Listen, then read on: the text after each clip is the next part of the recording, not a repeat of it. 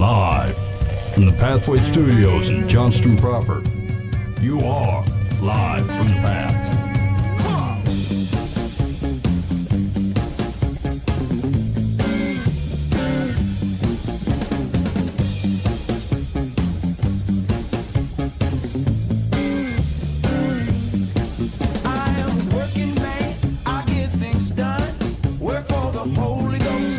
You're listening to Live from the Path. We're coming from the Pathway Studios here in Johnston proper. Shoot, here's the deal. I had thought of some kind of sweet opening that implied that we were part of some sort of international intrigue to go with Wayne Stewart's book. And I practiced it in the car, and then I've completely biffed it.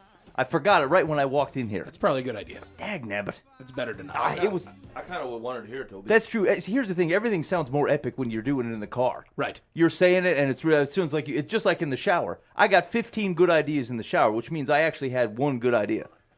Because everything sounds like you thought of something real sweet. I tried to explain this to my wife that, hey, you've been in the shower a long time. I do my best thinking in the shower. But here's the deal. 10 minutes after I get out of the shower, I've forgotten all of it. And then I think, maybe I actually don't do my best thinking in the shower. I'm a pretty accomplished rapper only when no one is listening. Like, I'm really good at rapping when I'm the only one rapping around. It's the same deal. It's in the car or in the shower, and then anyone else around me, it's bad. It's gone. Okay. I feel like we take a shower differently. I like to clean the tub with my toe. Like while I'm standing there, I'm like, this tub could use a shining. That is gross. And then I'll scrub things with my toe for a bit. Here's the deal. If you have something in your shower that could be scrubbed off with your toe, it could very easily take a once-over with a Here's the paper problem. towel. I think it's a legit stain that don't come out, but it shocks me every time I go in there. I'm like, hey man, what's that? Like it's a new stain. It's been there the whole time. And then I think I'm going to take it out with my big toe. Hey, that does happen to me because I'm almost blind without glasses on. And so once I take my glasses off and I'm in the shower, everything looks like it's a specter. Like there's all kinds of creepy things in my tub crawling around at me. And if I put my glasses on, like it's a legit like kid's toy or something that should be in there. But like it's creepy in there. I can't see well. Do you say it like that? Like, oh word, a specter. A few times. Okay, here's what you can't. I'm trying to keep an image from popping in your mind, but you can't. Thank you. You can't overreact in the shower. It could lead to embarrassment. If you flee the shower because there's a specter in there, it could lead to embarrassment. So you have to be cool. Now here's the deal. I feel like if you're in the shower and you feel like bad things are coming, I feel like it's time to just submit to the Lord and be like, "Come, Lord Jesus, I ain't getting out of the shower." Right. Right. He's going to have to murder me right here. I'm in the nude. It's going to be how it's going to be. Yeah, that's it. That's the end of things. Whatever, man. If you have a burglar, that's the best time to do it. They would we've never talked about expect that. The best offense is a good naked offense. See, you just run out there. They're like, "Oh man, I didn't expect this situation." It's like, "I know you did," and then they run away. Yeah, they're like, all I wanted was a TV. It's like, was that a loofah? Is that your weapon? Get it. Hey, that's why most of your non-violence, like hippie types, are always like it could also be like nudists. Yeah. They're prepared to defend themselves, but in a way It's that's a not defense harmful. mechanism. Yeah, if I was nefarious, I feel like I'd have a hard time accosting a naked man. It's like, you know what, I'm going to go get the TV from the clothes guy. I can't deal with this right now. Your stuff's nice, but not that nice. All right, you've been okay. Now that we've filtered out the illegitimate listeners, you've been listening to Live from the Path. If you're hanging around, yeah, this is on you from now on. We let out the cat way out early. Here's what we got going on the show tonight. So Wayne Stewart is in. Now, you've met Wayne. You've seen Wayne before. You'll recognize his face. And you will say, that is the man that has been on to the Live from the Path singing and dancing, except for not the dancing. So primarily singing. And so he's been on a few times. Just awesome. Make sure you go to livefromthepath.org. Just do a search for Wayne Stewart. Lots of sweet clips from past time when Wayne has been in the studio. And so this is happening. I keep an eye on Wayne just to see what he's up to in his kitchen window and stuff. And except for this time it was on Facebook, and I see that he's written a book. And so I thought it was a joke, right? Because like people are like, hey, I wrote a book. And you're like, okay, it's like a picture of you with your dog and stuff that you made on the snapfish.com. And now you're trying to get other people to buy it. It's a funny, haha. Except for it had like a sweet, like realistic title and book cover. And I thought, holy cats. And then it occurred to me, Wayne Stewart comes off as a guy that could legitimately write a book, right? Yeah. So you look into it. Some people, Buva, I'd just be like, yeah, definitely Snapfish. Right. Wayne Stewart, it's like a clever ruse or legit book. And it turns out it is indeed a legit book called When Totems Fall. And so we got a hold of Wayne, and so I want him to give us like a quick introduction to the book, and then I got a whole bunch of questions about why you're writing a book. But let's start with kind of the premise. What is the book about? You got your microphone's kind of way up there. It's floated away from you. Yeah, you bet. Okay, so the book is When Totems Fall. Hit us with like a synopsis. Yeah, When Totems Fall is it's a geopolitical thriller that takes place in dual settings. One is sort of the Seattle Puget Sound area, and then all the way across the world in China. I'm sorry. Me and Boover are out already on the word geopolitical. What does that mean? So there are nations that are prime actors in this storyline. Okay, right on. And people who are involved both sort of in the military side of things as well as the political side of things. Basically, the action line is that the Chinese have developed technology that allows them to lock up American nuclear forces. And so then that opens the door for them to expand their reach onto the west coast of the United States. And their first test case is the Puget Sound area of Seattle. They decide that that's the best place to start, and so they take over. Hey, man. So here's the thing: is I started reading this book. I'm about halfway through, which means Wayne cannot say too much about it, otherwise it will give the back half away. But there's a point in the book where, like, you're kind of getting introduced to these characters. You're like, okay, all right, these guys are kind of interesting, and then all of a sudden, like, stuff just starts happening, and you're like, I didn't see that coming. And here's the deal: like, a modern reader has a pretty open mind as to what wild things countries may do to another, or terrorism type of activity might occur. There's a plane crash, and you're like, oh, okay, yeah, no, I get kind of what was happening here. And then it just starts skewing into like a I'm trying to not use page turner because that's what everybody says, but really it's like, what the heck? How do you deal with a situation in which China goes, hey, we're just we're going to take over part of your country, and there's just not much you can do about it. Anyway, it's a grabber. It's a grabber. So Page flipper. It is. It is. Oh man, hey, are you mocking me? No, of course I not. thought of 3 better words in the shower before I got here. So maybe if you'd be willing to kind of share, do you have it at the ready, like parts of the book? So Wayne's going to share. This is the plane scene. Yeah. A little setup for the characters here is that one of the main characters is a 37-year-old guy who's kind of a jaded vet who served in multiple tours in Iraq and Afghanistan. So we try and pull from a little recent history militarily there. He's a guy who got into the military because of basically something he really messed up in college. It wasn't that he wanted to be in the military, it was sort of to keep himself out of trouble. He has a special gift in the sense that he can, his mind goes into overdrive, and he can sort of take all of the different scenarios in play in any situation and see all of the outcomes. He just can't order any of the outcomes, but he can see everything that's going to possibly happen. So that gift came in handy in the military. So he spent some time as a war vet, but gets pretty jaded because of what he's seen, and also some backstory that you get a little bit later in the book. So he's one of the main characters, and we'll pick up with him after one of the first things that the Chinese do to convince America that they really mean what they mean is they repurpose the communication structure for an airliner that's heading from Vancouver, BC to Seattle, Washington, and crash it right in the middle of the city at Pike Place Market, which is a pretty iconic place for folks from Seattle. Is that the most likely Seattle area for movies and stuff, like where the guys throwing the fish That's and the that kind of fish stuff? throwing place. Yep. Okay. Yep. You bet. Right. Yeah. So pretty iconic. So he's basically woken up because he got knocked unconscious by the blast. He was a few blocks away at the time. He's tried to figure out what to do, and we start here. Zeb looked on the carnage in dismay. His name is Zeb Dalton, by the way. An initial wave of first responders began appearing on scene, navigating the formidable, disorganized barriers of aluminum, steel, and flame in search of casualties. The disdainful work of triage, choosing who would live and who would not, became their primary and sordid task. By day's end, these selfless rescuers would join the grieving themselves, a number of their brethren lost in the battle against injury and death. Utterly powerless. Dalton hated this feeling with every single fiber of his being. Though personally spared the primary concussion of the plane's entrance, the horror of what unfolded before him gnawed at him, would not relent. Breathe. Just breathe. Zeb knew Pike Place was a multi-level structure built into a steep hillside above the waterfront district, a space that could be occupied at times by upwards of 5,000 people. Below street level, beyond the public face of buskers, artisans, and entrepreneurs, another layer of life existed, though, a small community of 500 full-time residents, many low-income and elderly. And now these lower-level passages had transfigured into a mass of awkwardly meandering wounded. The primal urge to surface led them upward through flame-engulfed passageways, from there out into the open turmoil of the Stewart Street entrance. All of it resembled a scene. Clear my head. Help someone. Please, someone. Are upright but weakened, leaning against what responded. Please, please. Her words, though more emboldened with every syllable, became choked. Damaging effect of smoke on her vocal cords. Zeb moved in. Who? Where? My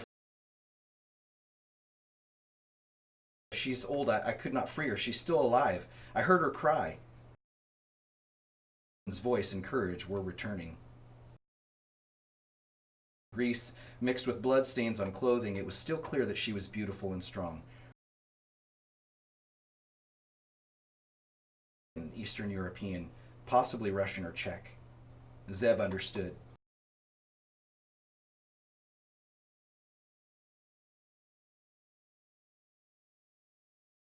The picture of selflessness, unnecessary for him to act, was nonetheless. He would respond. He always did. As in most, his middle name seemed an inescapable barometer of his character.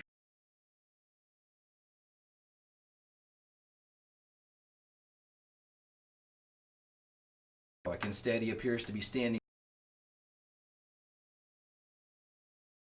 as his people, exiled into ancient Persia. The unthinkable possibility of genocide. For those who look deeper into the text, though, something more surfaces. A man at work under the glaring eye of evil all around him. A man sizing up the times and circumstances of his fate and acting with courage while also prodding others into bravery. Zebulon Mordecai Dalton. This moniker had given him grief more than once on the playgrounds of his youth, as it was unusual for a middle-class Baptist American set of parents to choose a singularly Jewish name for one of their children. Yet when it came down to it, in choosing his name, his mom and dad knew something about him. Whether a product of parental instinct or divine insight, Dalton himself would uncover its aptness only in time and through trial. So it was no surprise then that Zeb took those first steps against and into the rushing tide of the injured and dying. As of late, a soldier remained in him to turn his back on the horrors unfolding in his city today. The first order of business was this woman's stranded friend. If Sasha, Dalton would do his best to get her to safety. At the very least, he would bring her corpse out. Market complex, Zeb headed in.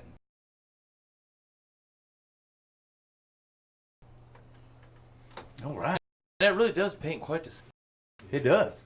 It does. And like, I will say this, like from where I'm at, one of Wayne's like really strong gifts is being able to kind of lay things out in a very universal way. Like it's not you're not getting a flat description.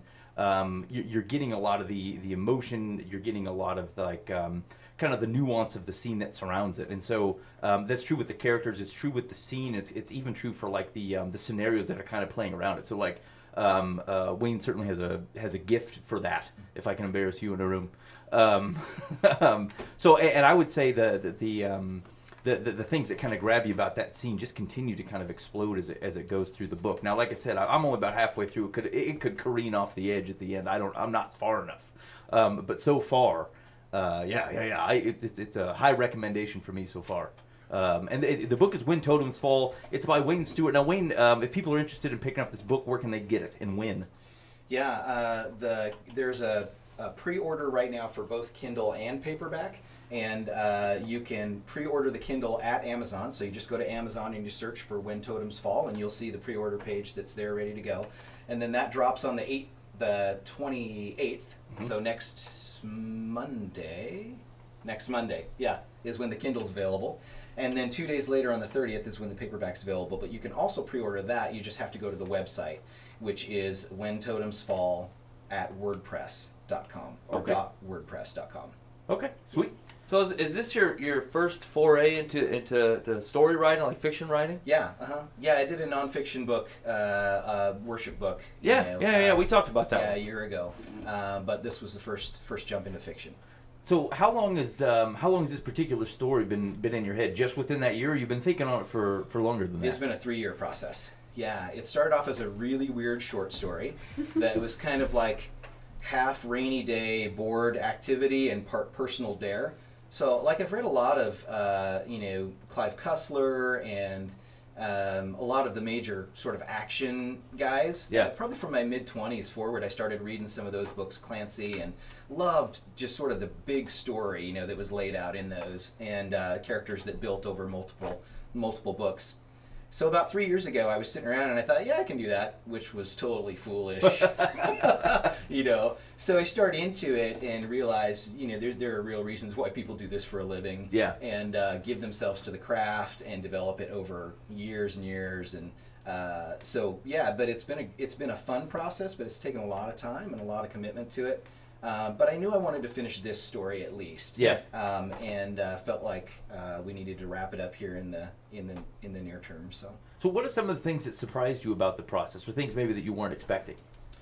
Yeah, I was not ready for the depth of editing that needed to be done.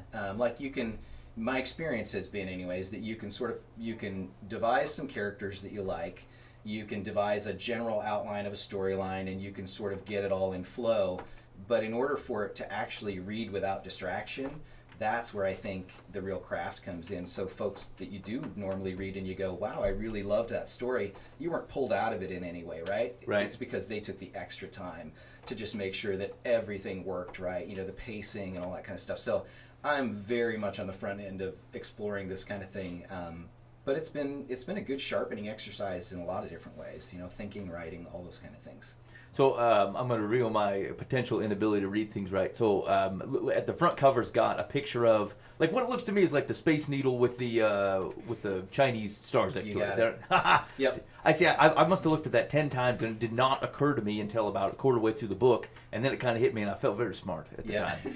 I felt very there wise. should be some kind of a prize or something for that. There have been a few people who are like, "Oh, I get it." Yeah. So it's a stylized Chinese flag emblem on the Space Needle. Now, so did you do that, or did you find someone to do the art for it, or? So that's the other part of the process here, is that normally people, when they do independent publishing, without a publisher who's doing all of this work for them, Yep. They hire editors, they hire people to do the artwork, all those things. It's really had to come down to me. So I've been doing everything so far. So any of the I guess there's good and bad in that, right? If it's decent, then I guess maybe I worked at it and it turned out okay. If it's not, then it's probably my fault. So Okay. Well, I think that's fair. yeah. Do you have did anything about your character surprise you as you went, or are you the type of guy where, like, you know exactly what they're going to do as they go? No, I didn't actually. Yeah, and there's two. So the dual scenes that happen in Seattle and in America generally, and then in China, the chapters, as you've seen, sort of go back and forth, and then in the middle of chapters sometimes you'll switch scenes too, so that you get an idea of these two storylines that are happening in parallel. Because what happens is, so there's a young businessman, Chinese businessman, whose company gets the government contracts in China to develop this technology. He's very nervous about what it could be used for once he realizes how potent it is. So he agonizes over handing this over finally to the government, but he does it. And immediately regrets it because he sees what they've done with it. One of the surprises is that the Chinese guy is actually the believer in the story. And so he is coming from trying to figure out how to live out a life of faith as a businessman in China, and feels like he's really, really traded away some of his soul in this for the government contracts and the money and all that kind of stuff. So he immediately starts trying to reverse it, the deeds of his government, at the same time as the jaded American vet is trying to work on the American side of things. So it's really hopefully interesting that those two characters try and carry sort of the moral sense of outrage about this forward, but in very different ways. Yeah. So. Yeah. Well, yeah, I feel like you could easily identify with both of those dudes. Actually, you know, it's like it's in some capacity, either one of them have something to offer you. So that's cool. And shoot, there was something about that that I was gonna say. What was it? Doggone it, Mike. Sorry. Let me hop in the shower. Nope, gone completely. Gone completely. So tell me, was there anything about the story as you were writing it that, were all these things familiar to you and you're kind of writing for what you know, or there are That's a aspects good of the question. story that you had to really investigate because you didn't have the knowledge to be able to write to it on a I was thinking the same dominant thing. way? I'm like, have you been to China? Like, how do you know what it feels like to be a Chinese businessman? I was thinking that the whole time. You just took on the role of the hype man for Ben's question. Well, that's a good question. I was excited about that one because I was thinking it myself. You're the guy that holds the belt as I walk out. Okay, deal. Okay. Yeah. So I grew up in Seattle. Lived there prior to 13, 14 years ago. So pretty much my whole life grew up there. So all of the scenes from Seattle are things that are very sort of well-worn places for me, and sort of the feel of the Pacific Northwest in general, which is a very different sort of part of the country. And so those things, that felt pretty easy to step into. The other side of it, I had no idea. And I honestly can't tell you how the dual sort of framework came out. I just started writing a little bit, and I thought, well, what if this happened, right? And then kind of explored it from there. But I will tell you that my search history in my browser has all kinds of things that I may be on a watch list for, like definite possibility. Chinese military technology, the development of their missile systems and capabilities and all those kind of things. So, but it was fun to kind of poke away at that a little bit. But one of the best sort of people I had come into the picture really late in the last month and a half or so is a good buddy of mine who's a retired Marine. Mm-hmm. And I said, man, if you could just read this for me and just tell me how far I'm off, because there's a ton of military characters and interaction and all kinds of things that go on in this book, and I've never served. Right. I have a great amount of respect, for folks who have. And so he said, yeah, I'll read it. So he comes back and he's like, yeah, it shows that you've never been in the military. But that started a process of him saying, hey, what if you did this? Hey, what if you did this? What if you did this? Nice. And at the end, he was like, yeah, that felt honoring. So so I hope it was. Oh, cool. And I hope it comes off that way. Yeah. So. Yeah, there were a few points where you were, especially writing about the Chinese military technology. And, of course, I have a bit of a fourth wall problem because I'm like, Wayne Stewart's a genius. He knows all about the Chinese military. And then I pictured you Googling stuff about the Chinese military. Exactly. And I don't know how closely those two pictures came together. Yeah. It would be pretty funny if someone wrote in and be like, it's pretty obvious you've never been a Chinese man. Wayne Stewart. How dare you, sir? Yeah. So tell me about the kind of the moment when you, and I recognize there's an editing process here, but was there anything big about kind of the last sentence, as you're kind of tying up this thing? Oh yeah, actually, and I hope it lands well for people, right? I mean, that's the point. Is you're trying to create a connection with folks as they read this, so they actually care about the people that are in the story, right? You know, so hopefully we got there. And I didn't know how to end the very last piece for a month or two. I just sort of said it, and I had a couple of sort of sketch ideas about it, and I literally sat up in bed one night and went, I got it. And I went out to the living room at 2 a.m. and I just pecked it out and got it done. And when I got it done, I went, I think that's it. And it got changed a little bit, for editing, but the basic gist of it landed, I think, where it should. So I'm pretty happy with where it goes. So did you have someone else edit it, or did you do your own editing? Yeah, so my wife is a great proofreader, so she's doing that side of things. But there's a whole other level of editing that's sort of structural and copy editing. Yep. And that's sort of, do the ideas make sense? Does the timeline make sense? Are there any conflicts and gaps, that are obvious that, again, pull people out of the story so they don't just keep moving along? That has taken a lot of time. And actually, I just sort of had an OCD moment on Saturday where I went, man, does the timeline actually still make sense?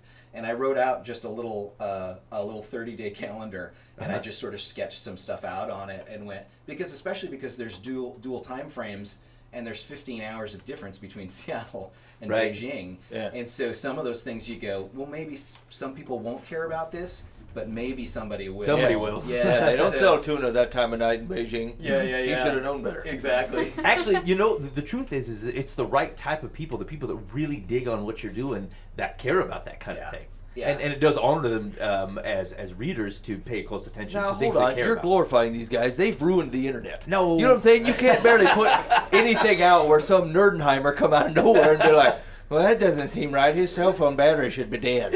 Okay, dude. You know, it's an entertainment deal. You know, calm down.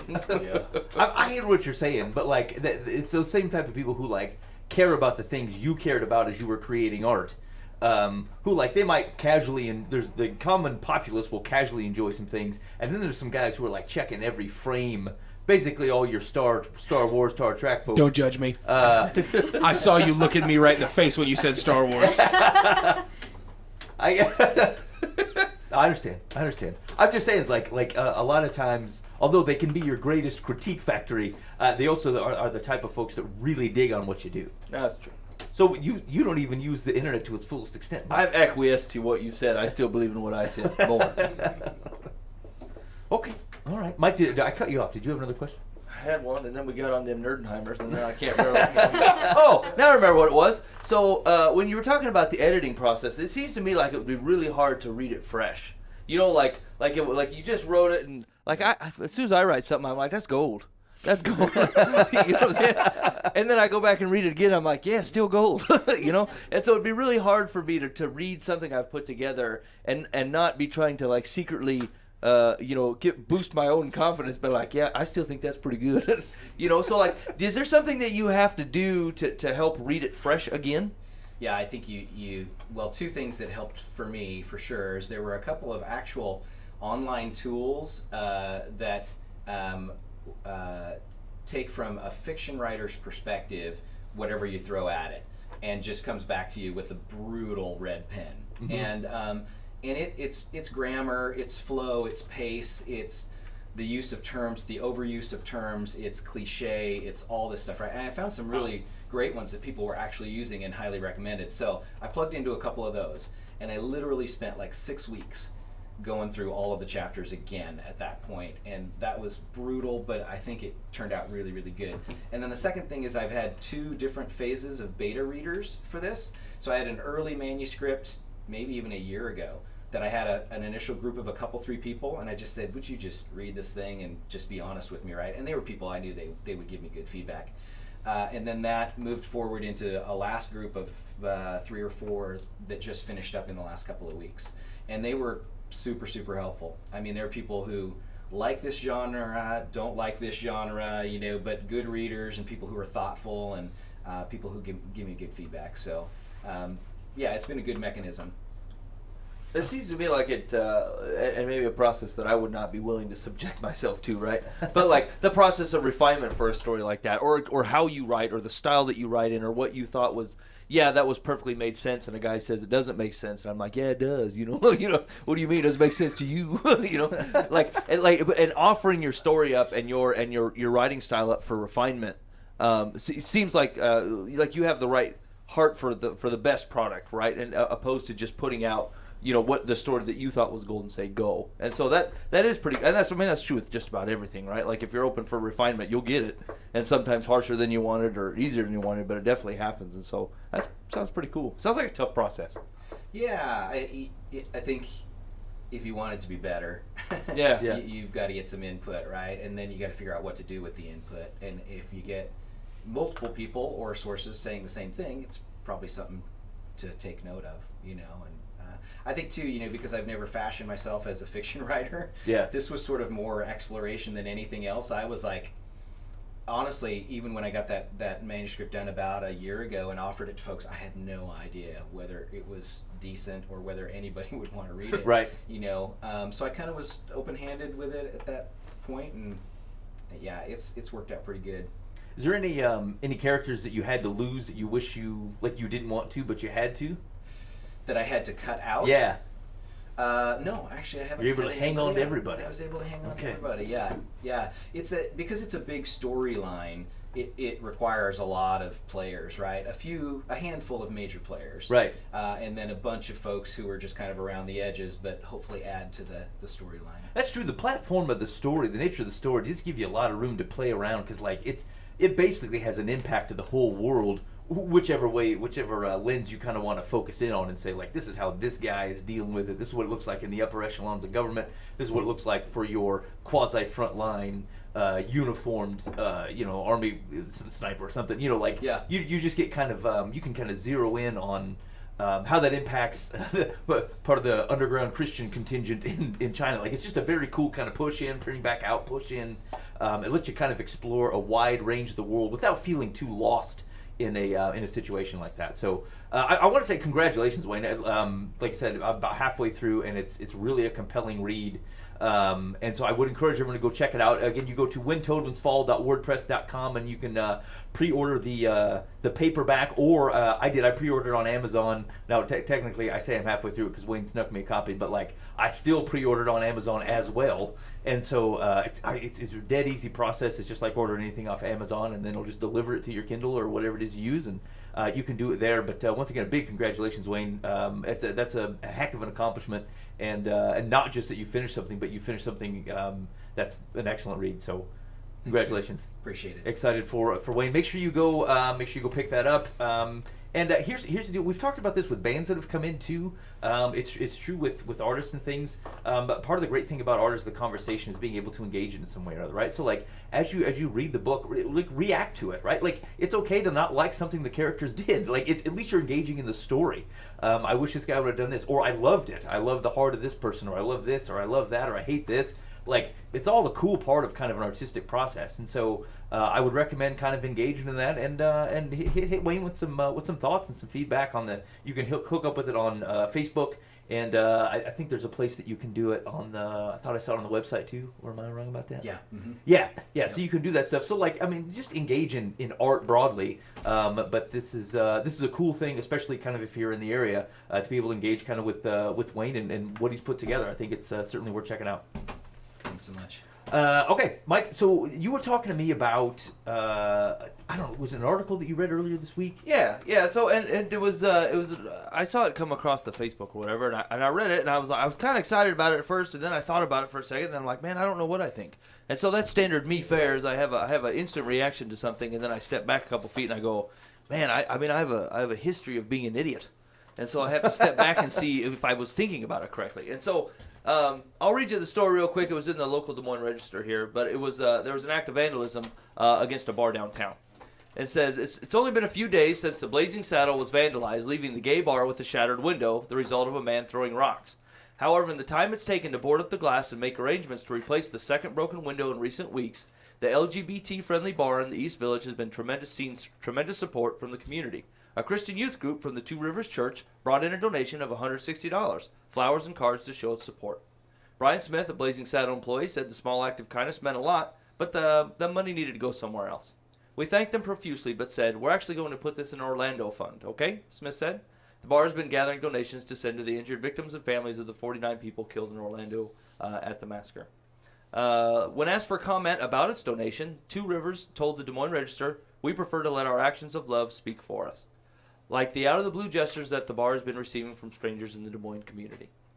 So here's the thing that hit me, right? Like there's something right off the bat I really enjoyed. It's like, was people actually doing something loving in general, right?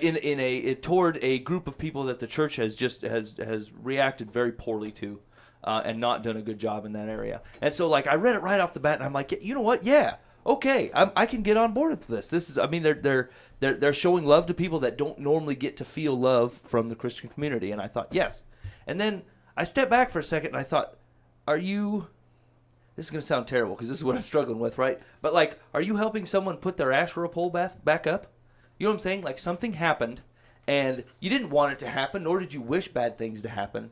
But like the thing that is actually driving them away from a relationship with God, you're helping to rebuild. And then now I'm confused again. And I couldn't decide where I actually thought. Like, I still feel like I'm solidly in the first camp, where, like, you showed love, and that was the way to go. And I really think that's where I'm at. But then I thought, Am I rebuilding the Baal temple? You know, a little piece of window fell out of the Baal temple, and I'm like, here, I'll help you repair it. I don't know. Help me. I feel like there's a very shallow part of me that doesn't know quite what to think here, although I sit firmly in the love is the rule. Help him, Boova. What's going on in your mind? So I actually, as you're reading that, I ran through both in the exact same way that you ran through. Because immediately I'm just like, heck yeah, man. You know, that's people that claim Christ loving on people. And that's an incredible thing. And that's an awesome deal that I think that we fail at way too often. We do a really good job of calling people out for something they're doing wrong, but then we have no recourse of, hey, let's talk about how Jesus loves you and then bring you under that before we talked about the rules of his kingdom. But then I'm also in the second camp of, yeah, there's not a lot of like Christ-loving stuff that happens in that place. Like, and I'm not trying to condemn anybody for what they're doing, but like, I know what happens in that bar. Like, I'm not oblivious to the fact that is a certain type of bar where certain types of things happen. Let me simplify the operation. It's not. Let's call it not Blazing Saddles. It's just it's the whole Avenue tap. Okay. Now. Okay. Go. Actually, I still feel the exact same way. Me too. Yeah. I'm still confused. Yep. I'm not saying that I like, but here's actually what I think is That's like, what I was hoping for. I think that it just puts it on a field where if your bar just got lit on fire, regardless of what kind of bar it is, you know, I'm probably not going to go to your rescue to help build your bar back up. Yeah, but why not though? I'm fine with helping the people, but I don't think that. I mean, here's the thing. I guess I'm just as confused as you are. Because Let's say there's a window out of the whole Ave tap. The whole Ave tap is just a regular old drink till the late night bar. It's just a regular bar, right? Someone throws a rock at it, breaks the window. I am not so foolish to think that it's going to affect business either way. The man that wants to get in there and not know Jesus will go in there regardless whether the window is up and rocking or not. It's not like the alcoholic dude's going to be like, well, can't go there anymore. You see the window? Like, that's I don't a problem. I don't drink with the breeze. Yeah. That's right. The air conditioning is not nearly as effective any longer. I cannot enjoy my whiskey sour here any longer. No longer. So here's the thing: is I think what I actually came to is it's kind of a stupid thought process of mine. Like, it makes any difference at all whether the window's up and running. The showing love to people is like, I mean, I've been on this for a while, but like the rules of the kingdom are like a big club to the head unless you know the king. Right? And so, like, our job is to love people like Christ would have loved people. And then when they get to know Jesus, Jesus will introduce them the rules of the kingdom, how he does it. He does that on his own. He puts people around for shepherding and helping. But in general, when I've ever had a conversation with somebody, or when I personally came to know Christ, it's not like someone said, these are all the things wrong with your life. You need to change them so you can know Jesus. It was always, I started to get to know Jesus, and I'm like, I feel like you're after that, Jesus. Okay, well, let's talk about it then. I'll find some people to help me and get some fences set up, and because I want to be in your kingdom because I feel loved by you. I know the king. My behavior starts to change because I want to be in the kingdom, right? And so, like, any rule-based condemnation is stupid, and frankly, I just don't think that's Jesus at all. Right. But I think that I put a lot of it's not the Asherah pole thing is not a fair it's not a fair comparison. You know what I'm saying? And so I read it and I thought if I struggled with this for the first 10 minutes, there has to be other people that would ask themselves the same question. Yeah. And where I think that I can work past it and go, I actually think that they did the right thing, and that takes a lot of balls to do that. You know what I'm saying? Especially in the Christian community where half your community is going to go, not a great idea. We can't go near those people. Yeah, exactly. And so they actually did a pretty cool thing. But I thought I shouldn't be struggling with this. That's actually what bothered me, is the fact that I looked at it and I couldn't decide what I actually thought. What I will say is I'm not so much worried. I think we're kind of in the same camp again. I'm not so much worried about my reaction from the second perspective of, are we really rebuilding the right place? I'm still kind of riding the fact that I'm excited that people who love Christ showed it. Yeah, I'm very excited about that. They from a societal perspective, we are not good at doing that part, and I think they, regardless of if it was something just showing up and giving them money, or if they showed up with a broom and said, "Can I help you sweep up?" Like, whatever that was, if they showed up trying to have personal interaction with people that some Christians would just go, oh, I can't be seen with those people. I can't be seen in that area. If we showed up from the perspective of, hey, we're going to love on you. Christ calls us to love you, and we're going to do exactly that. I think that's, no matter what the outcome was, a huge step in the right direction for some people, and especially for a youth group. Like, I'm happy that the youth group was able to give a better reaction than, a youth pastor walking up and saying, hey, let's talk about why they're living in sin. Yeah. And let's talk about why what they do is a sin. Rather than what they did, which was, hey, let's see if we can help them out because Jesus loves them. How can we love them too? Yeah, I mean, I think if there's a reason to have, I'm not going to use the phrase conflicted, but there's a reason to run this through. It's because the truth is that you and I would believe that the calls to righteousness within the kingdom are not caveats of the kingdom; they are grace in the kingdom, right? Correct. Like Right. that call to righteousness is just as much grace as the love from the Father that extends it. And that otherwise from Jesus who defines the kingdom. And so the truth is that like I don't want to if I'm hearing what you're saying, what you're trying to be careful not to do is like not to make it sound like those calls to righteousness aren't grace by just saying we do this in a certain way, but basically we also know that encouraging something that is otherwise not part of that call to righteousness is a bit of a denial of the same grace that otherwise people would define as the fact that you showed up and demonstrated it in a way that somebody felt loved, right? Yeah, well, yeah, and see, and once again, touch subject, right? But like it'd be just the same as like I know I have a couple friends of mine like they're straight up alcoholics. It's what they are. That's what they're mired in, right?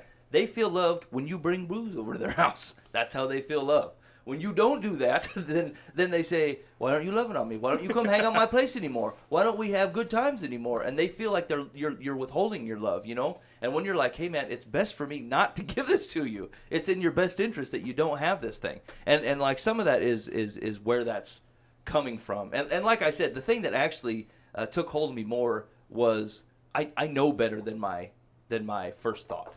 I know better than that, right? But it was still my first thought. It's still the first thing that came to me, and I thought, what has happened to me? I know it's always been me. Nothing has changed.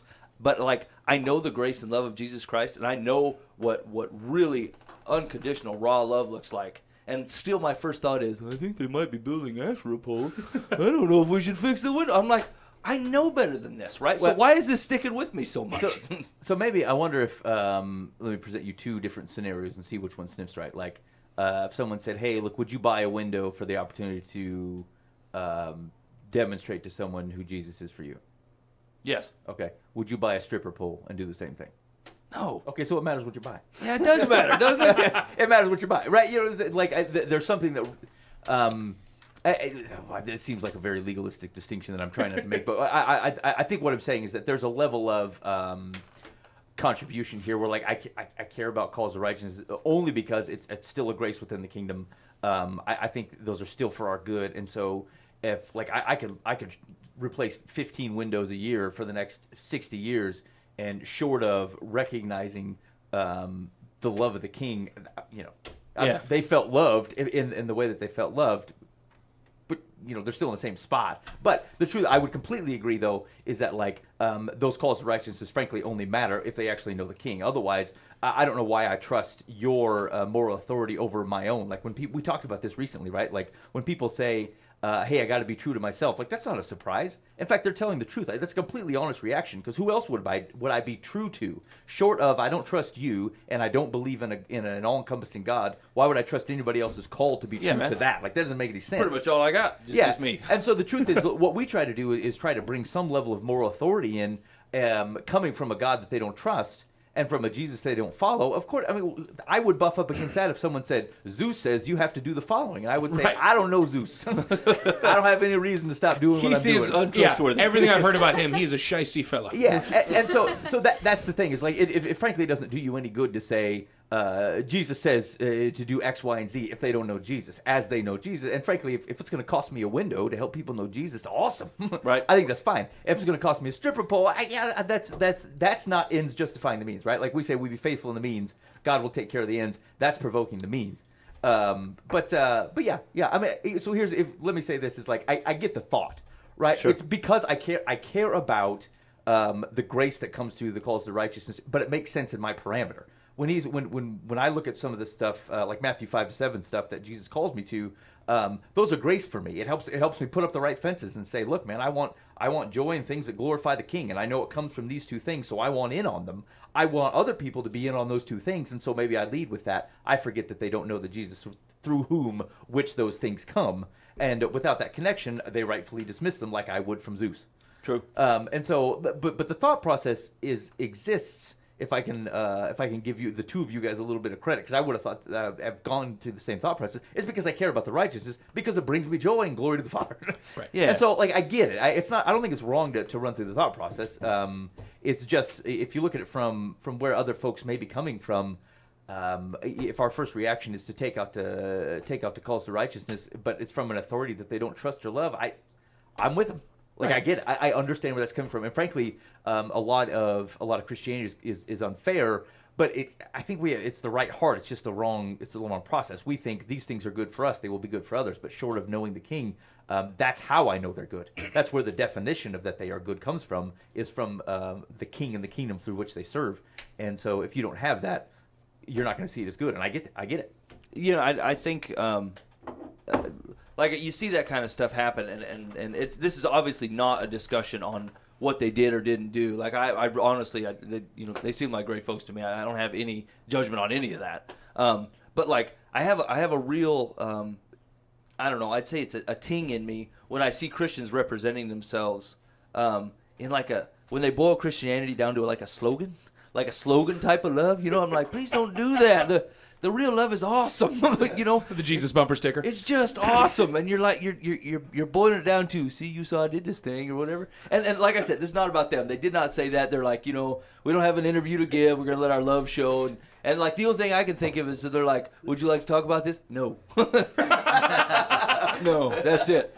Yeah, no. How would you like to glorify yourselves with this? Not at all. Yeah, zero. I don't even talk to you. You know, that's the kind of indignant, raw Jesus love that I can really dig on. Like, I'm sorry, you have the wrong number style stuff. You know? Any comment? Not at all. Don't even talk to me. You know, but like I said, it was an interesting thought process, and I actually felt it was a little bit condemning in the beginning. I'm like, why am I this way? I don't want to be this way. Can you refine this part out of me, Lord? I don't even want to look at this and have some kind of opinion on it. You know, I just want to be like, yeah, okay. But then I'm like, I don't know. When you start putting it in different examples, apart from the hot button topic, I'm like, you know, I wouldn't bring, you know, hey, I'm sorry you broke your whiskey bottle, Grandpa. You know, I brought you another one. You know, the fifth. And then it starts to feel a little bit different. Well, you yeah. know? There's a certain level of discernment you have to have when relationship building from the perspective of I want to get to know this person so that I can introduce them to Jesus, so that there can be a call to righteousness. You know, you can build a relationship by showing up and sweeping, but at the same point in time, I probably wouldn't show up to a heroin addict's den and just be like, hey, I brought some heroin. Do you want to do this with me? And we can really get to know each other. We can bond. Right. We could do the same thing, and then we have something to talk about. The track marks in our arm. Like, we're not going to do that together. But I mean, I'd show up with a broom. Like, there's just certain levels of discernment you have to have. Why are you bringing a broom to the heroin addict's house? Maybe it's dirty. He's gonna be way confused. Maybe. Hey, that's my conversation starter. Hey, John. I don't know. I don't know. I know you were expecting expecting me to show up with some black tar heroin, but I have a broom. Would you like to talk about Jesus? Actually, I think that would work. If say, John, He's gonna sweep up your soul. We're gonna clean up in here. you would at least have a spot to say, John, just recognize that you're on heroin. Some things are just going to seem confusing at the moment. That's right. There's a good chance this broom's a dragon. Hey, man. Now I'm just gonna have a broom in my. You should say ouch every once in a while. Oh, that's hot. What's the matter? Nothing? Everything's So now fine. it's just a confusing broom to start a conversation? Yeah. Hey, man, why'd you bring in the hurdy broom? Till That's weird. it turns out he's not actually on heroin and he thinks you are. He's trying to turn you for Jesus. Yeah, exactly. We both start, hey, do you want to know about Jesus? Hey, man, I already know about Jesus. Wait a minute, what? Hey, you brought in a broom dragon. Hey, You don't know Jesus. originally I was going to call you to Jesus. Let's just have some fellowship now. You want to talk about your broom? I'm totally going to keep a broom in the back of my truck now, just in case. So maybe the takeaway from this whole deal is like, don't be afraid to walk through that process, right? Like just like Wayne was talking about earlier, refinement is a bit of a process.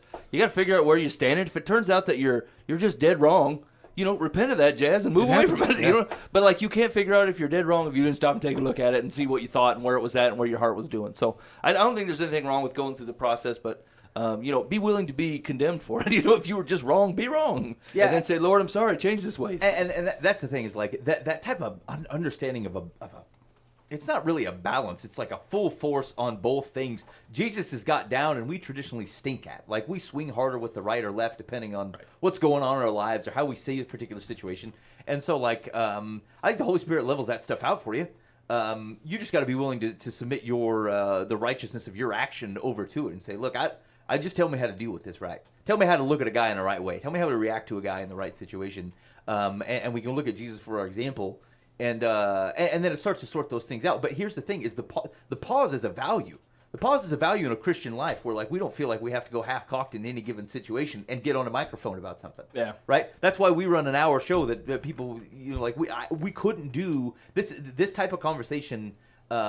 It was like a 5-10 minute conversation when on like a traditional radio format, but like we can't work stuff out that way. No. I don't know how to talk about it without giving it a good 30 minutes, Right. Because then I have a shot at least to coming something that makes some sense, so that we're trying to handle things the right way. And like, yeah, I mean, you're gonna jack it up at times, but like at least gives you a shot to say, look, I'm gonna look for Jesus for a while and see what he's doing, and then try to pull the trigger on whatever it is I got going on, as opposed to feeling like I got to fire off at the cuff and represent the entirety of Christendom with my gut reaction. Seems like a real problem. I've actually Welcome to the internet. This is gonna sound bad, but like I've taken to like I envision the Holy Spirit as Gandalf the Grey. I just want you to stop there. Here's why. Just there. It's not to take the reverence away, but like I have to have something that triggers me to want to know. And so like I know when I'm in the gray. I know when I'm like, I don't know what I think here. And then I'm like, because I will immediately think, I don't know what I think here. This is gray. And then automatically my head will go, Gandalf the Grey. The Holy Spirit's Gandalf the Grey. Ask the Holy Spirit.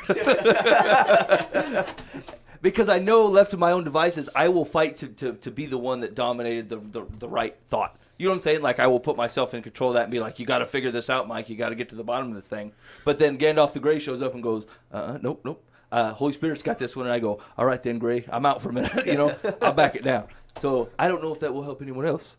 Either that or you can take up heroin and you see Gandalf the Grey on your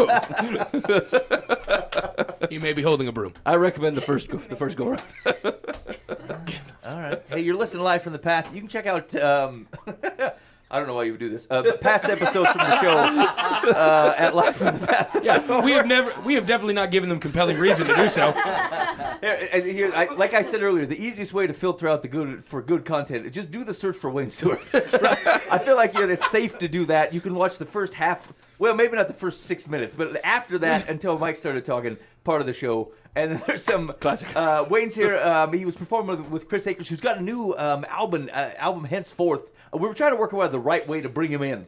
A man with his hairstylings has to be brought in the right way, and so That's true. We're working on that. Like, he's been here before, and I feel like we didn't do it up right.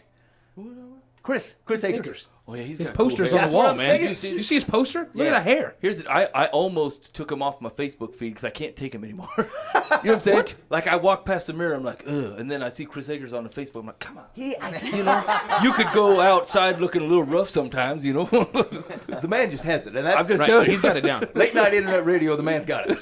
Anyway, so he's got an album that is coming. He's in fact, you could, if you go look for him for his public page on Facebook, you can hear a clip of it. Or the full song's out there. I think he's got the full song out there. Anyway, lots of exciting stuff coming from the Chris Akers camp. So we got to figure out how to do that right. And then I'm going to not do it, and then we'll just have to have him in regular style relatively soon. But go check that out. But like past clips of the show, you'll see Wayne and Chris in here together, and some past hits from Wayne, including 78, which is one of my favorites.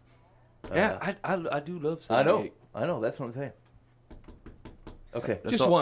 Just once, I wish on the show we could give an endorsement to someone that didn't turn creepy within 30 seconds. Yeah, sorry. It's just, hey, they're a great character, they do wonderful at what they do, and I don't have a creepy comment about them that has to do with me looking at them in social media and saying, hey, that guy is snazzy, or figuring out, hey, I watched them through their kitchen window.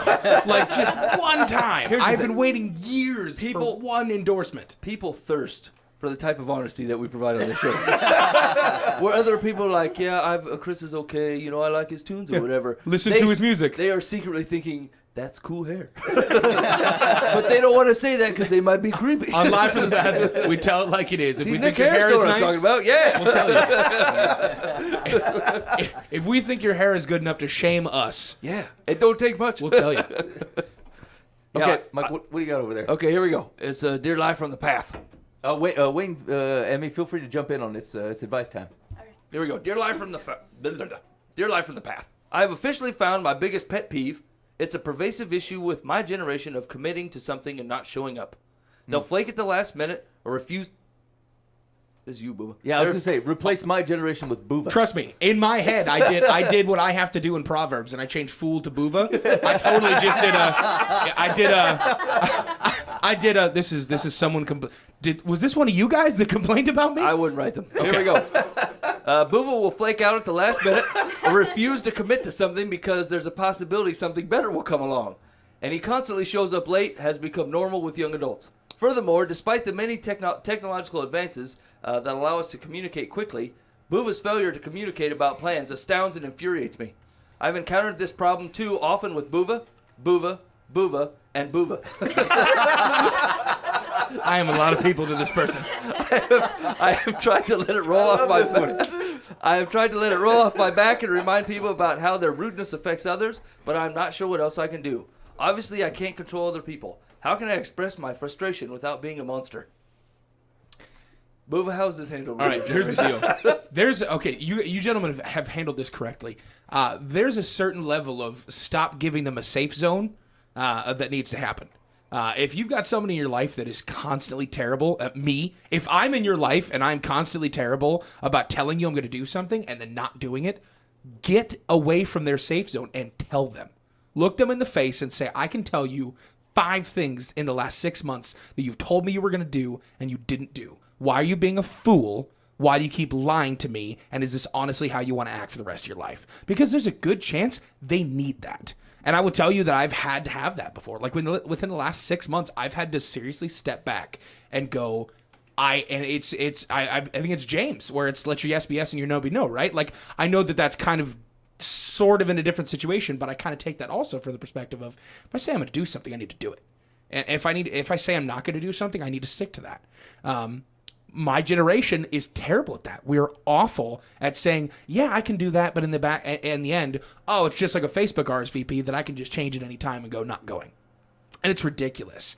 You have to take it upon yourself because some other people may not do it, and they need to hear that they're being ridiculous and they're being disrespectful to the people that they're dealing with. So a word from someone who's a recovering Boova. I can tell you, you need to stop lying, because that's exactly what you're doing. If you have no intention of going and you're saying you're going, you're lying. If you say you're going and you have intentions to going, but then you back out at the second part, your word means nothing. Yeah. You mean absolutely nothing. Your word means nothing. You are laughed at, and you have no deserve for respect. That is exactly where you are. You are a fool and you're a joke. Yeah. Get him, Boova. Here's the deal. Like, Boova, he ain't telling the lies here. Grown men have this problem. You know, and like, the problem is what normally suffers is their family. Right? Like, their inability to say, no, I'm not going to do this, like, to their employer, to their buddies or whatever. Where they know their priorities ahead of time. They know they should be home with their wife and their kids doing what they're supposed to. Right. And they will be like, yeah, well, you know, like, their inability to say no, I consider that just as much a lack of integrity as is outright lying and say you're going to be somewhere and not be there. Wait, I think we keyed this one up just for Mike. Like, Mike is the king of this. Hey, Mike, I think we're going to do this. You interested in going? No. Yeah. No, I'm not gonna. I'm not gonna do that. Like, we were talking about. Oh, here's the deal. We don't get to see my grandpa very often, right? Like, there's always like, I should call him more. We should go down and see him. We're like, boy, we just never do it. So I think we figured out that we can make a trip. We'll go see Herrick at the Voice of the Martyrs. Right. Come back, see my grandpa and stuff. And like, Mike hasn't seen grandpa for a long time either. So I'm like, hey, Mike, we're gonna try to go down and hook up and see grandpa over like a Friday, Saturday. Like, it's gonna be a 2 days. You know, everything. And Mike goes, yeah, that sounds pretty cool. No, I'm not gonna make that. And like, he didn't even. That is so much better than the alternative, though. I know, right? It is so much better than the alternative. So many people are socially afraid. Okay, so we make fun of Mike quite a bit for being a socially awkward dude and not knowing how to have conversations. If you put him in a Panera Bread and then put him in front of the bread dude that asks him what kind of bread do you want, Mike is not good in that situation. But if you say to him, hey, man, we're going to go on a 2-day trip down to Oklahoma and then up and see Grandpa, he's great in that situation where he go, yeah, that sounds awesome. But no, I'm not going. no, I'm not. There's no way I'm going to make that. I can't swing that. I'm not even going to lie to you about the fact that I'm going to make it. I'm not even going to pretend like I owe you a, well, maybe. You don't like, do I'm that. just going to flat out tell you, no, that sounds great, but no. Here's the deal: is like, and it's one of those things where, and I don't say this very often, but like, I wish I handled things better than Mike. What I would be prone to do is be like, yeah, I'm not sure if I can do that or not. And then I'd go home and casually mention it to my wife and expect her to say, yeah, you should go. That way I didn't have to say I want to go and have her reject it because I took the irresponsible time away from my family. So I'm like, hey, yeah, the guys were talking about going out to this. What are your thoughts on that? Wait, and then my own wife has to say things like, didn't we say we were going to do this, or the kid, I'm supposed to be doing this, so the kids are going to be with you, blah blah blah. And then I have to make my wife make the decision to let me out of my own family responsibilities because I'm a pansy. Here's the serious situation, right? So this last 6 months to a year has been a weird part in Buva life, because I've kind of had to go from the thought process of, man, I can't wait to find a lady that's gonna fix all this stuff for me. It's gonna make me a really good dude someday, because we're just gonna counteract each other, and then that's how marriage works. Yay! And then within the last 6 months to a year, I've watched people, and I've kind of been shut down in that situation of, Buva, that makes absolutely no sense. That is how a divorce happens, to where you have brought yourself into a situation where you have said, hey, lady, I've got like 50% of a dude. Can you get the other 50% for me and make that work? I'm totally running this situation. And so that's what I'm afraid of doing, is like, I need to find myself in a place where I fix this stuff before I get in a marriage, before I go to a lady and go, hey, here's half a man. You're a whole lady. Can you also loan me a half a man? Can you loan me half a Buva? Because I've spent years, like, doing the dishes. I realized, like, 3 weeks ago that I do not do the dishes on a daily, weekly, or bi-weekly situation, to where I have had to make the decision more than 5 times in my life. Do I do the dishes, or do I throw them away and buy new ones? That is ridiculous. like not paper plates or Right. anything, right? No, I'm talking like I have glass dishes that I've thrown away, and I'm just like, meh. You know, it's not really worth it. Like, I have Tupperware upon Tupperware that I have like 8,000 lids, but then I don't have the bowls because I just threw them away after a while. Right? That ramen's coming out. Yeah, exactly. It's little stuff like this where I'm just like, man, I really need to figure this whole deal out before I ask a lady, hey, yeah. You want in? My marriage proposal is going to be like, are you sure? Do you have dishes? Do you by chance do the dishes and or laundry once or twice a week? Can I have Because that's what I'm looking for. Can I have my rib back? Yeah, exactly. I don't want to be the good time dude that's just really good at having fun, but that is terrible at being a man. And I think that that's the situation we're running to with a lot of people that are willing to be the good luck or the good happy person, where they'll say, yes, I'll do this and absolutely I'll be there, but then don't have the stones to back up the situation where they can go, no, I can't be there, or if I say I'm going to be there, I'm going to be there. No, and there's also like some of it again is there's some attempts at altruism here. Like, you want to promise to be able to help people. It's like, hey, can you help me do this? Can you help me do this? Can you help me do this? And like, you want to say yes to all these people, but the truth is you can't do it. Right. You can't agree to all that stuff, and you're not being helpful if you're actually not doing the thing that they asked to do. You've just inconvenienced yourself, caused them to feel guilty for having bothered a busy man who can't get the stuff done that he said he would do.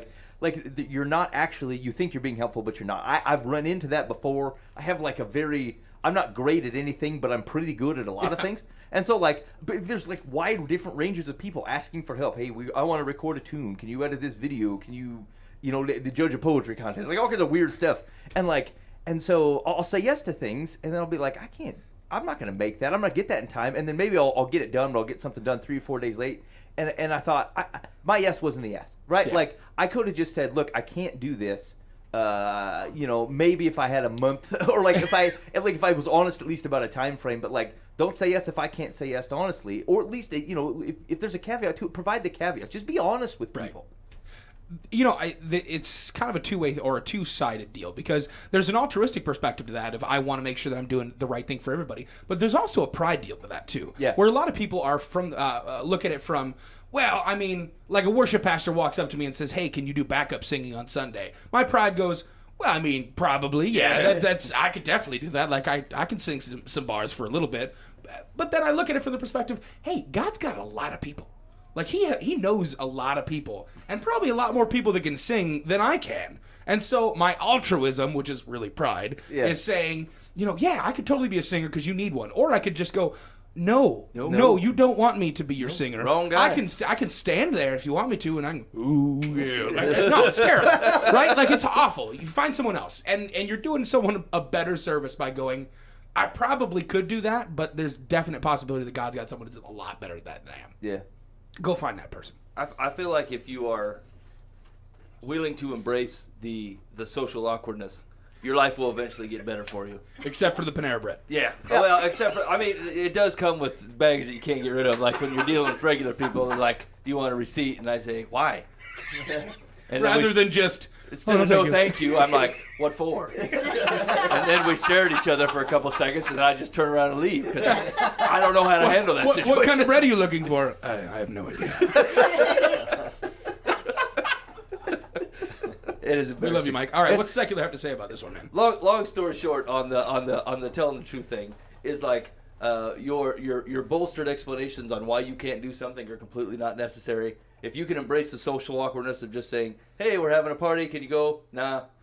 Then that's it. That's it. They will no longer expect you at that party. Try to make up a story, or you don't try to make up this whole deal, or whatever. Just say, "No, I can't make that," and then just leave it go. And like you'll get used to it after a while. Here's the deal. There is freedom in that integrity. Yeah. There's freedom in just being honest with people. Like, hey, this is what it is.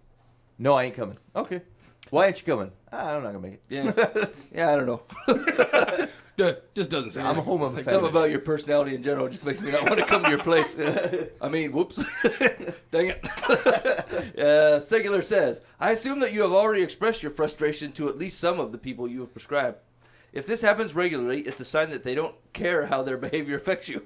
You can spare yourself much stress if you start deleting irresponsible, self-centered individuals from your circle to the extent that it's possible. Of course, you can't do that with those who have control over your life, such as professors or employers right now, so you have to tolerate some of this behavior for the present. Yeah, when people don't live up to your standards, you should abandon them. Absolutely. Right, now try and help them out of that situation. No. 100%. I think I don't want you getting Thanks into for that not on me. giving up on me, fellas. Like, I really appreciate it. That's terrible advice. I mean, I get it, but hey, here's the thing: is like I would say, and Buva, I guess I could, coming from your perspective or mine, I have some of this in me too. Is I don't think of it that way. Right. I don't think that I'm treating people poorly. Like I've really reacted selfishly. Right. I just don't recognize that I've been that way, and I do actually sometimes need someone to reorient it and say, look, Yeah. you shouldn't volunteer for that. Yeah, a lot of times people just want to make you happy. Yeah. And just go, yeah, that sounds great. They're not thinking, oh, how can I foil their plans by not showing up? Like, it's not. It doesn't have to be some weird, like, devious plan to say yes to something and then not show up. Yeah, it's true that they may not care about you, but they're not thinking of it that way. Right? They're looking at it. They want to make you happy here, and then that's it. And here's how communication works. They don't know that because you didn't say it. So why don't you share it with them? Hey, Buva, remember that one time you told me you were going to do something and you completely didn't? Yeah, that was awful. That's all we need to hear. Ready for one more? Yeah, one more. This actually falls into pretty close to the same category of the conversation we were talking about earlier. Excellent. I know I have an issue with alcohol. Yep. Hold on. Dear Life from the Path. I know I have an issue with alcohol. I've read about local AA groups, but they don't seem right for me because I'm an atheist. When I went to my doctor, along with my supportive husband, she had no suggestions to offer. I know I need help beyond what friends and family can provide. Do you have any ideas for me? Here's my answer, though. No. I don't, right? Because like there are programs that are pretty helpful, but like I don't know how to counsel people outside of Jesus. You know what I'm saying? Like, well, here's my specific problem, blah blah blah. I'm like, do you know Jesus? Right. Because I don't know counseling. I just know the King. How do you say life's going to get better if you quit this if you don't bring them to Jesus? Yeah, it's not. I mean, let's say you're not an alcoholic and still an atheist. You didn't solve anything as far as I'm concerned. And so like I only know how to say, okay, we can try to find you some help. But let's talk about something first. First off, what I'll say is AA does not necessarily cater just to religion. AA does a pretty good job of just giving some good tips. Don't they just call it like the higher yeah, power? they say higher power. I've been say... to AA meetings. They say higher power or something along those lines. Yeah. Depending on who the counselor is that gives it, they'll go like, submit to your higher power, or if there isn't one, just make certain that you're doing something that's going to make what's this doing for your family? What's this doing for people around you? That has nothing to do with Jesus in that perspective. It's just, hey, you're an alcoholic, you're hurting your family and people around you. And yourself. So, yeah, and yourself. And so AA will work perfectly fine for you if you are an atheist, first off. But second off, I kind of find myself in Mike's camp too, where I'm just like, yeah, you can get yourself to not be an alcoholic, but then like I still don't see 20 years down the line how you're not going to go, man, drinking was pretty sweet. I remember when that happened, and like when I was in rough times, that bottle of booze was awesome. And if there's no Jesus to supplement that bottle of booze, I really don't know how it works, because I've seen it fail on so many occasions. See, that's the thing. That's It's where I like come from. when we say stuff like this, it sounds like we're going to do it in an ultra cheesy way. Like, hey, I'm an alcoholic. Well, do you know Jesus? You know what I'm saying? Like, you can't do it like that. Like, you have to love people where they're at, and like them, whatever they're struggling with, is like you have to love them to the point that you're willing to understand that and walk through it with them. And when I say walk through it with them, that's what I mean. You know what I'm saying? Not preaching from the bleachers or whatever. Like, you got to walk through it with them, and it takes some energy. And like, I can only get the energy to do that kind of stuff when Jesus helps me, right? Like, it turns out that like I have a hard time relating with people. I have a hard time loving people to the extent that Jesus prescribes for them, and I can't show any of that without his help. But like in the long run, I had a guy that I was dealing with that he had some drug use in his past, and he was kind of straightening himself up, and he got a job, and he would call me all the time, and he's like, yeah, I'm doing good, or you know, I'm getting better at the job, and they're gonna promote me and stuff, and like all I could think of was like, I really want to be happy for you, right? But like, you still don't know Jesus, and like I don't know, I don't measure things like that. You know what I'm saying? Like, I'm really happy for you, and I love that you're happy, but this is going to be temporary for you. And it was absolutely temporary for him. It did not stick, and it did not stay until he met Jesus, and then it did start to stick, and it did start to stay. And so like, how can I say this? So you have to love people. You have to love people where they're at and walk with them, and they will sooner or later want to know why you're still there. And when you can say like, I am here because I am loved by Jesus, and I really want you to know him, and you can't shake me until you've at least given me a shot to explain this kingdom to you. And like, I feel like you can do that in a genuine way, and it's hard to prescribe to make it not sound disingenuous, but like, you can love people in a genuine way, and just by who you are and who you follow, it will become very obvious why you are still there. If you love people in a genuine and confusing way, I think that's such a wonderful way. And I don't mean confusing from the perspective for you. I mean confusing for them. You know, I've dealt with some of those situations too, with, you know, people that I love very much that are going through either drug abuse or alcohol addiction and stuff like that, or addiction of many other kinds. Sure. If I would have just walked up to them and said, hey, yeah, we both acknowledge that you're in a pretty cruddy place right now. Let's talk directly about Jesus and only Jesus. Like, I'm not really going to get a lot of feedback from them, and I'm not going to get a lot of, well, now that you mentioned his name, he sounds great. Let's go ahead and start with great. this. Goodbye, whiskey. Jesus seems like a cool name. Like, I think I'll go for that guy. It's from the perspective of when they crash, when they are surrounded by their addiction, surrounded by the problems of their addiction, and then cannot see anything else, and you're standing there with your hand open just saying, hey, no matter what you're dealing with right now, I love you entirely. And they go, why? What's wrong with And you? then you get to go, Jesus. And then they go, okay, now his name sounds even cooler. Let's talk about him. Yeah, and I suppose that's the difference. Like somehow our even broad thought about introducing people to Jesus ended up, when do I get to have the conversation that I want to have, right? But like, you know, we were talking about being ambassadors for the good news of the gospel. That thing was an action, Right. Right. Like you're doing something. It's not a cognizant assent. It's not a creed that you're otherwise agreeing to. Like, there's a reason where God could have shouted his redemption of the world down for the heavens, and it would have been sufficient. There's something about sending Jesus Christ, an active someone interacting with the world, demonstrating through hands and feet, and otherwise encouraging as we go. Like, it feels like something. And the truth is, like, sometimes when we're saying, hey, I just want to be able to talk to him about Jesus, like, that's what your behavior is doing. Like, you're demonstrating something that says, I need something that describes this behavior. All you're doing is putting a definition on it and saying, you want to understand what this is. This has been Jesus. This is good news.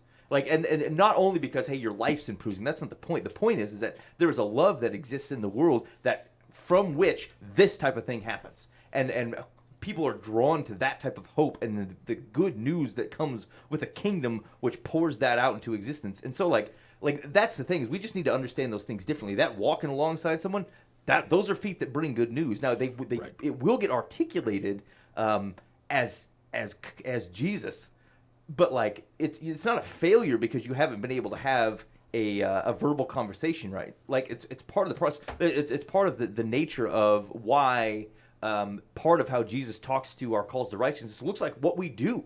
Like it's why it matters what you do. You're saved by grace through faith so that no one can boast, but for good works that I planned for you. Like he's got stuff for you to do. And it's one of the things that kids and I pray for every night is like, help us to love people so that they may know how much you love them by how much we love them.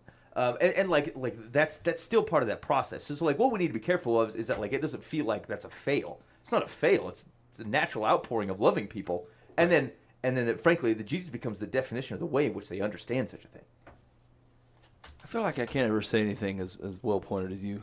Like me and Boova get on, we're like, blah, blah, blah, drug use, heroin, and brooms.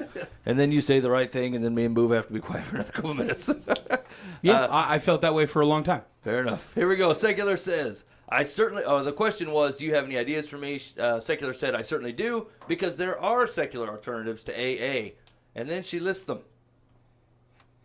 Congratulations. Hey, from a secular perspective, she answered the question. Now hold a minute. Did this person wrote into the paper, right? Like, does Google not exist in their place? I feel like this is easily Googleable. Here's the deal. I really don't know how this mode of communication still exists. Like, I really don't know how people are doing the whole, hey, is it all right if I bring over some pot roast to my friend's house? Like, I really don't get how that's not working. Because we have Facebook, we have Twitter, we have social media in its vastness, and then we have Google. Hey, but like, this is like someone who says, hey, I'm struggling with alcohol addiction, and I don't want to go to AA. I'm going to write into the newspaper and get my answer in 6 weeks if they decide to read my letter. I mean, that sounds like, hey, I want to keep drinking. Have you reached out for help? Well, I did send a letter to the news. I sent a letter to I walked to the ocean with a bottle and then a note in the bottle, and I threw it, and I'm really hoping it makes it to the police.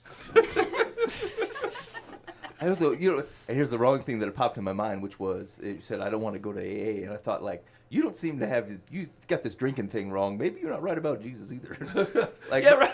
I mean, by comparison, I've made a track record of bad decisions. That's frankly how Jesus becomes more enlightened to me, right? Yeah. It's like you start to follow him around, you're like, boy, I've really made some bad calls. I feel like the Lord's got this really working this out. And the more I do stuff, I'm like, you mean give money away? That sounded so foolish a couple years ago. I feel like I should keep it and use it for stuff that I want. I don't remember that being possible, Jesus. Thanks. All right, you've been listening to Live from the Path. I'm sorry, if you've recently written into the newspaper for advice, I feel like pseudo-apologize Check the for Google. what we said about you. Real quick. Hey, just shoot us a direct email, info@livefromthepath.org. You might as well skip the middleman. we can take care of the advice directly. So that's if you have any feedback on the show, good or bad, just put it in the subject line if it's good, so I'll read it. If it's not good, we'll get to that at some point or other. Big thanks to Wayne Stewart for dropping by. Make sure you go check out When Totems Fall. Again, that's whentotemsfall.wordpress.com. You can get the pre-order on the paperback book, also through Amazon. Hey man, it's real easy. Go hit up Amazon, just do a search for When Totems Fall. You can order that, and it will deliver it to you automatically when it's released. It said it's the 21st. That would be Tuesday. Be coming out next Tuesday would be the release. Wait, would it get there on the Tuesday or the Prime? Yeah, man, that's digital goods, man. They'll available it on the Tuesday. Okay, hey man, you should Google that. Figure out how long. Yeah, it I'm takes. sorry, I interrupted the show with a standard question I could have taken care of later. Pardon me. And make sure, like I said, make sure you engage in that art, man. Go do a search for When Totems Fall on Facebook. There's a page out there where you can kind of interact. Leave your thoughts. Wayne checks it. It says on the left-hand side that he is very responsive to messages, and I expect this behavior to continue, Wayne. Indeed. If you let your Facebook be a yes. And anyway, Wayne, big thanks for coming in. Congratulations on the book. And make sure you check that out. Next week, hey, we're not going to go to Bash. So I remember the last few shows, I said we were going to be Bash on the Farm. We had some technical stuff that's not going to work out. So we'll plan on that next year, see if we can swing out there. In the meantime, though, there's some serious sweet acts out there. Light 45 is going to be there. I've been digging on there, so you got to give these dudes a spin now. One of the songs that I took a listen to was called "Steeped" from them. Man, it's good. It's good. It's got the slide guitar action. It's really, the kids love it. It was a good tune. Yeah. I can't pass a lot of these crazy tunes off on my wife and kids because they go and then they turn something else on when I leave the car. Yeah. But this one they'll play in the full entirety of the fam. So it's if you check out Light 45, they have a Facebook page and they got a website. I think those boys are up and from Minnesota, and I think they're coming on the show maybe in a couple months if they can find a way to get down here and hit us up on a Monday night. So anyway, go check that out. Thanks for hanging out with us on Live from the Path. Please be faithful in the means. God will handle the ends. And you've been listening to live from the path.